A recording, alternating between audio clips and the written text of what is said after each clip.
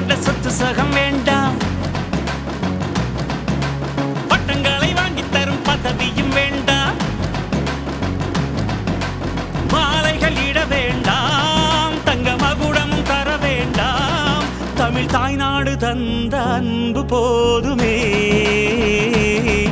என் ஒரு துளி வியர்வைக்கு ஒரு பவுன் தங்க காசு கொடுத்தது தமிழ் அல்லவா? என் உடல் பொருள் ஆவியை தமிழுக்கும் தமிழக்கும் கொடுப்பது முறை அல்லவா? சிகரடை போட்டு சிகரத்தில் ஏறு, எம்பேரு படையப்ப இளபட்ட நடையப்ப, என்னோட உள்ளதெல்லாம் இளஞ்சிங்க படையப்பா.